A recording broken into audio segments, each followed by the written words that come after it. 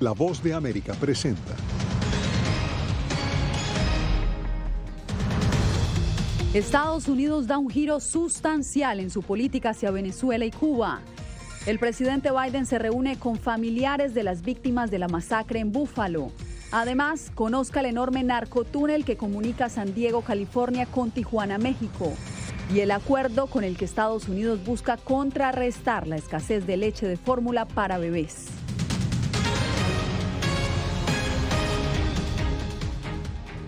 ¿Qué tal? Bienvenidos. Aquí comienzan las noticias. Un giro inesperado dio la Casa Blanca en las últimas horas en su política hacia Venezuela y Cuba. En ambos casos levantó sanciones establecidas desde años atrás.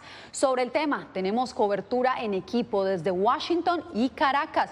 Vamos primero a la Casa Blanca con Jorge Agobián para que nos cuente en primer lugar cuáles fueron las decisiones que tomó la administración Biden respecto a Venezuela. Jorge, te escuchamos.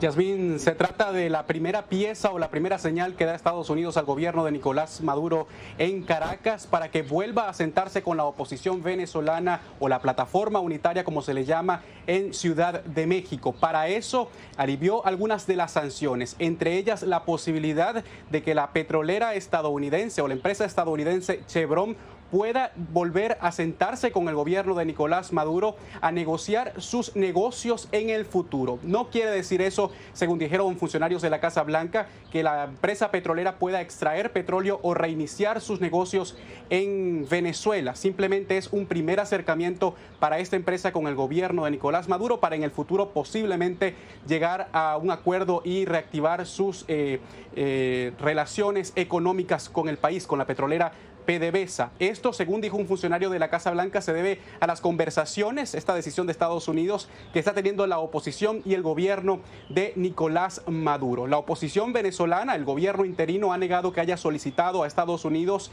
el levantamiento de cualquier tipo de sanciones, desde las personales hasta el levantamiento de sanciones a PDVSA. Pero, sin embargo, este es el mecanismo que está usando Estados Unidos en este giro de su política para volver e insistir en que las partes se sienten en Ciudad de México. Jorge, justamente vamos ahora a Caracas, desde donde nos acompaña nuestro corresponsal Álvaro Algarra. Álvaro, ¿se conoce ya alguna reacción del gobierno venezolano? Jorge nos hablaba un poco de lo que ha pasado con la oposición, pero también qué dice la gente en las calles. Yasmín, efectivamente en Venezuela, a pesar de que Nicolás Maduro no se ha pronunciado sobre el aliviamiento de sanciones, la vicepresidenta Delcy Rodríguez hace minutos aseguró que Venezuela aspira que estas decisiones de Estados Unidos inicien el camino para el levantamiento de sanciones que afectan a todo el pueblo. Sin embargo, en las calles de Caracas se pudo registrar reacciones divididas. Veamos. Yo lo que veo en eso es que se le está dando un poco más de tiempo al régimen, pero siguen sin establecerse conciencia de tantas necesidades que tenemos nosotros los venezolanos. Yo soy un paciente oncológico y no tengo el dinero para costearme todo eso. Y no es por las sanciones, ya es desde antes, desde mucho antes. Y bueno, aquí estamos, luchando. Y a mí me parece que las sanciones siempre han sido injustas. O sea, no debes sancionar un país simple y llanamente porque tu política o tus intereses no van acorde con los intereses de las potencias. Yasmín, es de acotar que la coalición opositora hace minutos, a través de un comunicado, negó categóricamente que haya solicitado la eliminación de sanciones personales para ser parte de la negociación. Era Álvaro Algarra desde Caracas. Gracias, Álvaro. Y el segundo giro de la administración Biden se dio en torno a su política hacia Cuba. Por eso volvemos con Jorge Agobián para que nos cuente exactamente cuáles fueron las sanciones que levantó la administración Biden. Y es importantísimo acotar que los dos giros, Cuba y Venezuela, han tenido una reacción bastante fuerte de legisladores, tanto demócratas como republicanos en el Capitolio estadounidense. Pero sobre lo que se acordó sobre Cuba, este levantamiento parcial de sanciones, eso incluye, como lo podrán ver en pantalla, restablecer un programa de reunificación familiar para otorgar visas a los cubanos en la isla, restablecer también los viajes de intercambio educativos y profesionales, fomentar las reuniones sobre el acceso a Internet, ampliar las categorías y los límites de remesas y fomentar las actividades fuera del sector estatal en Cuba. Este anuncio se hizo la noche del día de ayer y le siguió el de Venezuela. En el caso del cubano, las reacciones fueron bastante críticas o bastante fuertes por parte de legisladores en el Congreso, incluso personas que están ligadas o que son aliados de la administración Biden. Este es el siguiente reporte. Según la Casa Blanca, las medidas anunciadas buscan apoyar al pueblo cubano. Después de las protestas de julio, el presidente y el equipo comenzaron a trabajar en qué se podía hacer para ayudar a las familias cubanas y a la comunidad cubanoamericana aquí en Estados Unidos. Pero las acciones pudieron haber ocurrido en el momento equivocado, según el senador demócrata y aliado de la administración Biden, Robert Menéndez. Mientras el régimen de Díaz-Canel continúa su despiadada persecución de innumerables cubanos por participar en las manifestaciones pro democracia del año pasado, corremos el riesgo con este anuncio de enviar el mensaje equivocado a las personas equivocadas en el momento equivocado y por todas las razones equivocadas. Según la portavoz en español de la Casa Blanca, Luisana Pérez, la política hacia La Habana continúa centrada en la defensa de los derechos humanos. Nosotros seguimos condenando la cantidad de presos políticos que hay en Cuba y seguimos pidiendo por su liberación. Y los anuncios indican son medidas prácticas para abordar la situación humanitaria, aunque para el gobierno cubano son pasos limitados en la dirección correcta.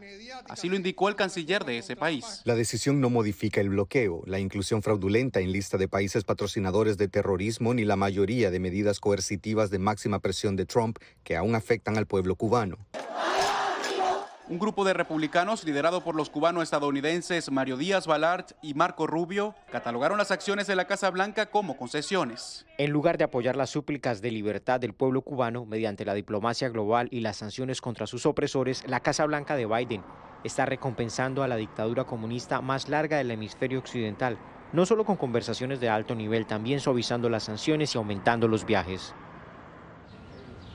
También hay que acotar de estos dos informes, pero precisamente el de Cuba, y es que según la administración Biden, nos dijeron funcionarios de esta administración, esto ocurre de manera inesperada, no estaba planificado y no tiene nada que ver con el boicot que se ha denunciado también desde la Casa Blanca de varios países latinoamericanos, incluido Cuba, por la posible exclusión del país socialista de la próxima cumbre de las Américas. Dicen que es una total coincidencia que las dos cosas ocurran al mismo tiempo, y de eso estaremos, por supuesto, ahondando y preguntándole a expertos y también a la administración Biden sobre este asunto. Yasmín.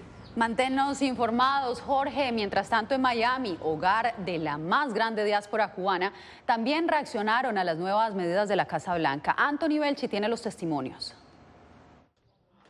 La diáspora cubana en el sur de la Florida está dividida después de que el gobierno de Estados Unidos eliminara algunas restricciones hacia Cuba y restableciera algunas medidas como el programa de permiso de reunificación familiar cubana. Una promesa que hizo el presidente Biden a la comunidad cubana americana que iba a ayudar a sus familias en poder mandar remesas, en poder empezar la reunificación de las familias cubanas. Algunos creen que esta decisión tenía que llegar por una consideración humanitaria hacia los que viven en la isla caribeña. Aseguran que esas medidas no suponen ningún acercamiento hacia el gobierno de La Habana. El sistema ahora le hace muy difícil a las generaciones del sur de la Florida poder ir, ver a sus abuelos, a sus bisabuelos. Sin embargo, otra parte del exilio cubano considera que el anuncio de la Casa Blanca es una confirmación más del acercamiento de Estados Unidos con la administración de Díaz-Canel. Consideran que es una traición a los que salieron a las calles de Cuba en las históricas protestas de julio. El entreguismo del presidente Biden a una tiranía de 63 años que no hizo nada por el 11 de julio. E insisten en que estas políticas de Estados Unidos solo beneficiarán económicamente al gobierno cubano. Este tipo de política lo que beneficia al régimen de La Habana y le da a la economía que necesita. A pesar de la flexibilización de estas políticas hacia Cuba, la mayoría del exilio cubano considera que eso no dará vía libre para que una delegación del país caribeño pueda estar en la próxima cumbre de las Américas. Anthony Belchi, Voz de América, Miami. Cambiamos de información. 3 días después de una masacre con tintes racistas, el presidente Joe Biden visitó la ciudad de Buffalo, Nueva York. Allí ofreció su solidaridad y condenó la supremacía blanca. Jacopo Luzzi, me acompañas en este momento en estudio. Gracias. ¿Cuáles fueron las palabras del mandatario? Yasmín, fue una visita muy conmovedora con el presidente Biden realmente afectado por esta tragedia con armas de fuego, la enésima. Él pidió a los estadounidenses que enfrenten a los que odian y rechacen la mentira de reemplazo racial de los blancos con migrantes y afrodescendientes que, según las investigaciones, animó a este hombre blanco a matar a los compradores el sábado en la más reciente erupción de violencia contra las personas negras en Estados Unidos. Andrew McNeil, 53, trabajaba en un restaurante. Fue a comprarle un pastel de cumpleaños a su hijo de 3 años.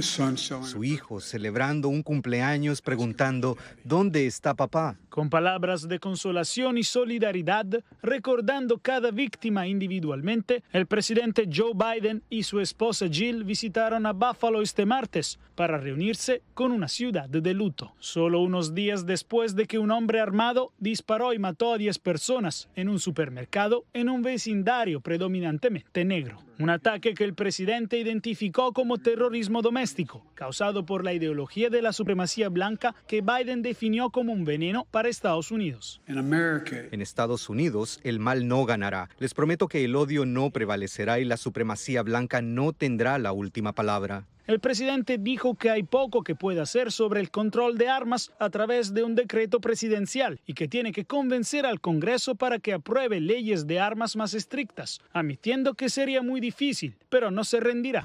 Parte de lo que tiene que hacer el país es mirarse al espejo y enfrentarse a la realidad. Tenemos un problema de terror interno, es real. Entre tanto, emergen nuevos detalles sobre esta masacre. Peyton Gendron, acusado de perpetrar el crimen, presuntamente lo habría planeado durante meses. Visitó varias veces Buffalo en marzo y publicó en la red muchos detalles de su inminente plan. Sin embargo, el FBI dijo que no tenía información sobre Gendron antes del tiroteo.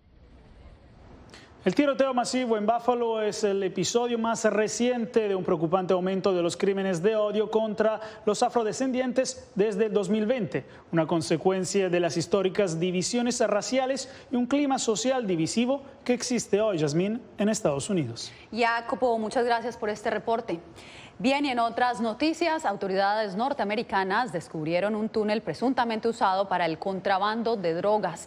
Se trata de una sofisticada obra de ingeniería criminal que empezó en la ciudad mexicana de Tijuana y terminó en San Diego, California. Vicente Calderón nos trae la información.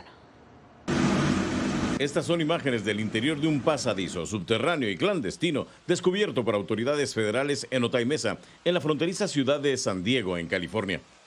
Tenía rieles, lo reforzaron con acero y contaba con iluminación y sistema de ventilación. Encontraron la salida en una bodega en un parque industrial llamado Amistad, tras vigilar y seguir a varios sospechosos desde marzo. Anunciaron la detención de 6 personas en San Diego, a quienes les decomisaron cocaína, metanfetamina y heroína con un valor aproximado a los $25 millones. Cargaban y descargaban cajas llenas de droga. El fiscal de distrito se puso creativo y dijo que ya no habría luz al final de este narcotúnel. La excavación mide más de medio kilómetro de largo, está 18 metros bajo tierra y tiene un diámetro de casi 1,5 metros. Del otro lado, la policía de Tijuana y el ejército mexicano custodian la vivienda donde localizaron la entrada, pero ahí no hay detenidos. Los vecinos dicen que nunca vieron nada sospechoso. No se miraba que sacaran ni tierra ni nada de ahí. A 2 casas de donde hallaron la entrada pasa un túnel descubierto hace años. Como esta casa está toda reventada porque por aquí por abajo para atravesar uno hasta allá hasta el otro lado. Sí. En esta colonia han descubierto más de media docena de estos pasadizos. Según datos del gobierno estadounidense, desde 1993 son 90 narcotúneles los detectados tan solo en California. Vicente Calderón, Voz de América, Tijuana, México. La expectativa aumenta frente a lo que sucederá este 23 de mayo, la fecha en la que el gobierno estadounidense busca derogar el título 42, esto sí, siempre y cuando un juez federal lo permita. De esto y más nos habla Celia Mendoza, nuestra enviada especial a la frontera, en su segunda entrega de Frontera a Frontera. Celia, cuéntanos, ¿de qué se trata esta nueva entrega? Yasmín, estamos trabajando para poder otorgarle a todos nuestros televidentes y a la audiencia en general historias que muestran lo que ha sucedido durante los últimos 2 años después de que inició el título 42, una medida sanitaria que se espera pueda terminar el próximo 23 de mayo. Las historias de cada uno de ellos reflejan las vicisitudes, los problemas y motivaciones de estas personas, pero en especial brinda también las posiciones de las autoridades y líderes sociales que han venido trabajando con la administración Biden y muestra cómo ha cambiado la política en los Estados Unidos y México desde que esto empezó a darse a finales del 2019, principios del año 2020. Por medio de estas historias podrán también tener más detalles acerca de uno de estos personajes y seguirlo paso a paso en nuestra plataforma en internet, así como en la radio, donde estarán estas historias valiosas para poder comprender qué es lo que ha venido sucediendo y qué puede suceder de ahora en adelante. Yasmín. Pues Celia, muchísimas gracias y lo mismo, reiterar toda tu historia de esta nueva serie especial la pueden encontrar en nuestras plataformas digitales, @Voz de América en todas ellas. Breve pausa y volvemos con más aquí en El Mundo al Día.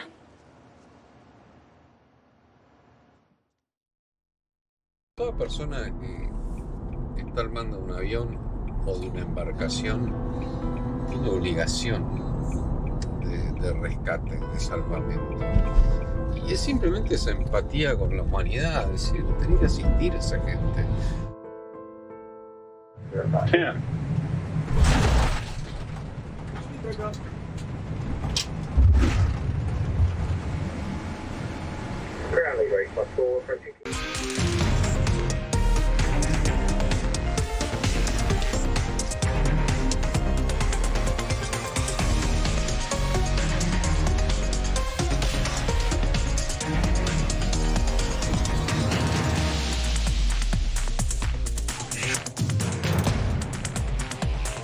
Venezuela 360, cada semana por La Voz de América. ¿Qué tal? Desde Washington comienzan las noticias en El Mundo al Día. Día a día, desde la capital de Estados Unidos y donde se producen las noticias que más te impactan. El objetivo es llegar al otro lado de la frontera para pedir asilo. La Voz de América te conecta con El Mundo al Día, los hechos más allá de la noticia, para que tomes decisiones bien informadas, en el lenguaje que quieres, donde quieras y como prefieras. Conéctate con El Mundo al Día. La Voz de América te invita a ser parte de nuestra familia a través de las redes sociales. Encuentra en tu muro las últimas noticias de tu país en su conexión con Estados Unidos, la región y el mundo. Historias que empoderan las voces latinoamericanas de política, economía, salud, actualidad, balanceadas y precisas. Únete a un equipo de origen hispanoamericano que trabaja para conectarte con los tuyos. Síguenos en Facebook y conviértete en protagonista de una historia que tú mismo ayudarás a construir.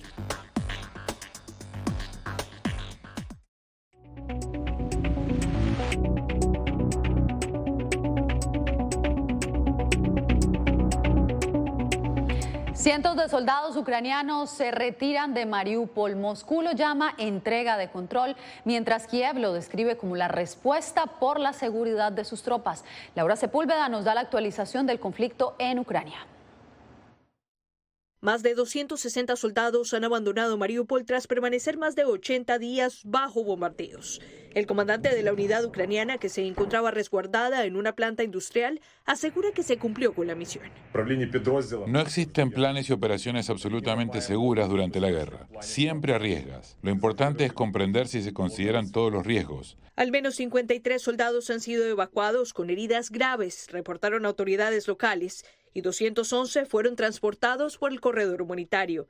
Mientras tanto, el presidente francés Emmanuel Macron se compromete a intensificar la entrega de armas a Ucrania y asegura estar atento a nuevas solicitudes de apoyo. El mandatario ucraniano Volodymyr Zelensky lo reportó a través de su Twitter. También discutimos el apoyo de defensa de Francia, la preparación del 6º paquete de sanciones, las posibles formas de exportar productos agrícolas ucranianos. Avance que se suma al agradecimiento efectivo de apoyo de otras naciones como Estados Unidos. Estoy muy agradecido con su gente, el que no quiere ser una simple víctima o un observador descuidado, sino el que puede proteger la democracia y lo está haciendo, porque al hacerlo se protege a sí mismo. Estados Unidos anunció a través del Departamento de Estado el lanzamiento de un nuevo observatorio de conflicto para, y citamos, capturar, analizar y hacer ampliamente disponible la evidencia de los crímenes de guerra perpetrados por Rusia y otras atrocidades en Ucrania. Laura Sepúlveda, Voz de América.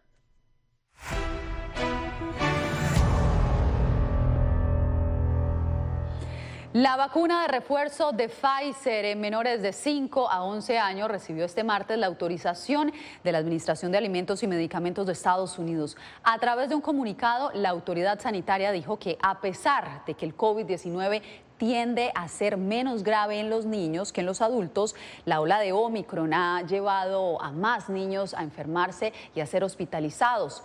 El refuerzo debe aplicarse unos 5 meses después de que los pequeños reciban las 2 primeras dosis. Porque más adelante el acuerdo con el que Estados Unidos busca resolver la escasez de leche de fórmula para bebés.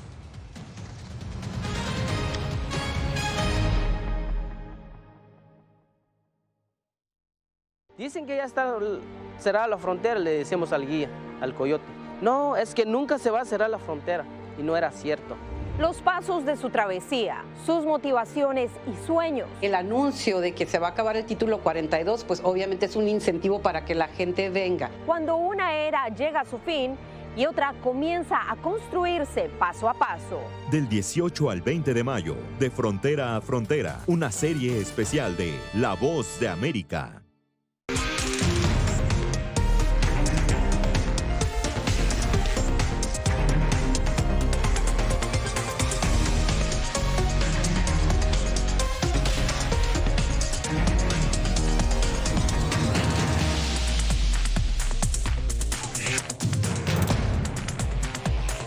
Venezuela 360, cada semana por La Voz de América.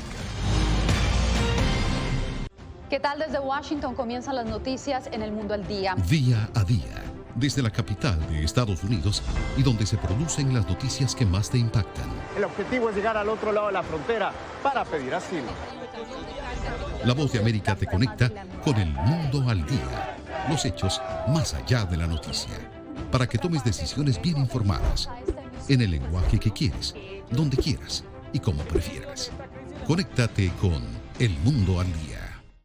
La Voz de América te invita a ser parte de nuestra familia a través de las redes sociales. Encuentra en tu muro las últimas noticias de tu país en su conexión con Estados Unidos, la región y el mundo. Historias que empoderan las voces latinoamericanas de política, economía, salud, actualidad, balanceadas y precisas. Únete a un equipo de origen hispanoamericano que trabaja para conectarte con los tuyos. Síguenos en Facebook y conviértete en protagonista de una historia que tú mismo ayudarás a construir.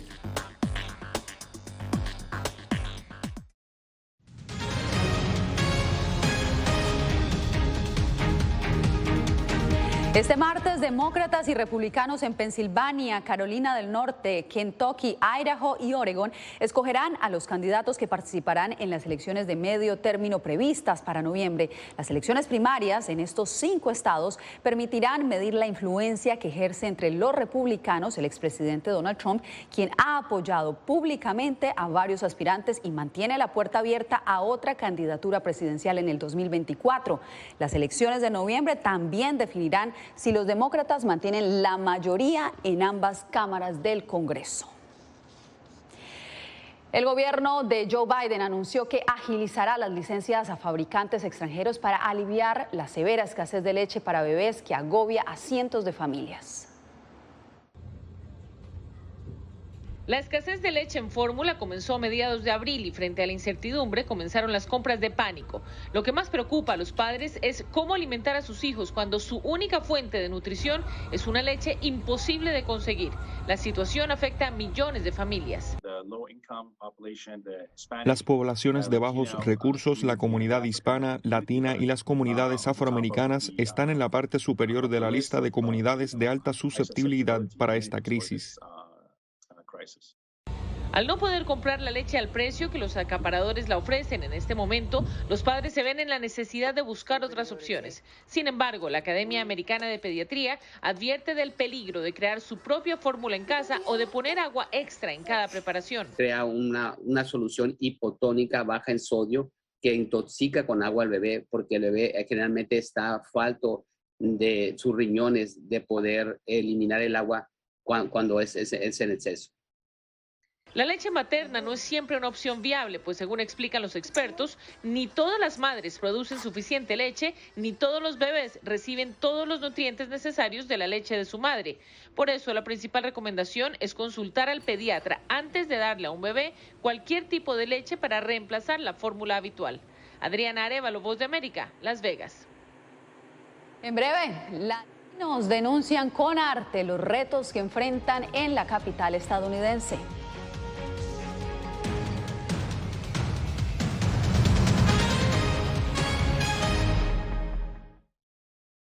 Toda persona que está al mando de un avión o de una embarcación tiene obligación de rescate, de salvamento.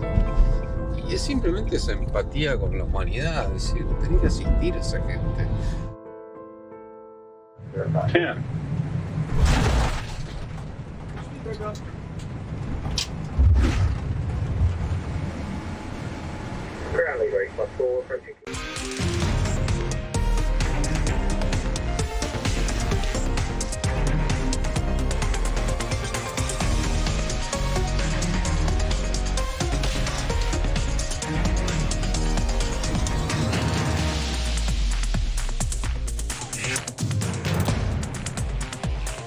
Venezuela 360, cada semana por La Voz de América.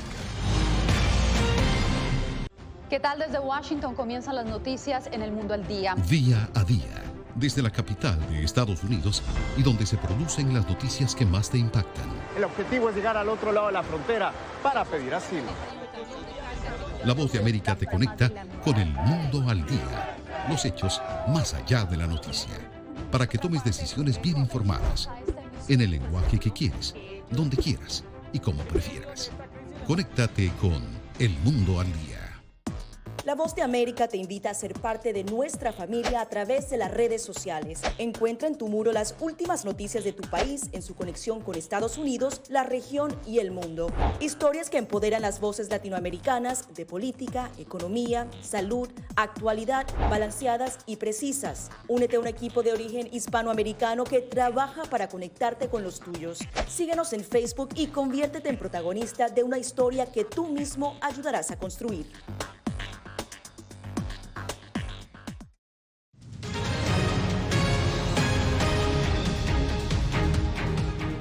Con arte y de una manera muy particular, artistas latinos del teatro La Bolsa en Washington, D.C. denuncian los retos que enfrenta la clase trabajadora de su comunidad.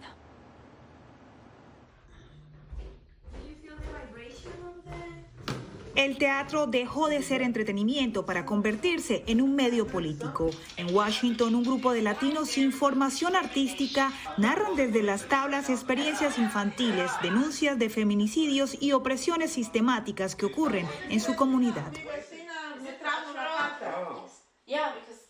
Es una carta de mis hijos. Ellos están estudiando. Hacemos ejercicios dramáticos para que, partiendo de estos ejercicios, la comunidad o los participantes, las actrices o los actores empiecen a construir desde su discurso también lo que queremos mostrar en escena. Eso revela otras perspectivas de cómo se puede comunicar estos mensajes e ideas y análisis de la realidad importantes. Sabemos cuáles son los detalles y nuestros objetivos. Desde hace 6 años, el Teatro La Bolsa busca exponer desde las tablas esta realidad en una especie de catarsis. Para sus miembros, es una inspiración para el migrante, aún sin libreto, suspicaz e innovador. A la gente trabajadora, a los migrantes, trabajadores esenciales, trabajadoras domésticas, pues lo que hoy se le llama trabajadores esenciales, que son la columna vertebral de la sociedad y de la economía. Así es el Teatro La Bolsa, una caracterización que más que entretener, educa al público de Washington sobre las realidades de la diáspora latina en Estados Unidos. Diva Lizette Cash, Voz de América, Washington. Bien, y nosotros nos despedimos con la más reciente producción del bailarín brasileño David Mota, a quien el ataque de Rusia a Ucrania también le apagó el sueño de seguir trabajando con el Ballet Bolshoi de Moscú. Tras salir de Rusia en febrero, llegó a su país natal para protagonizar durante 3 noches esto que ustedes están viendo, El Lago de los Cisnes, en el Teatro Municipal de Río de Janeiro, justo antes de unirse al Ballet de Berlín. Mota llegó a Rusia a los 12 años con una beca. Con eso llegamos al final de esta emisión. Les informó Yasmín López.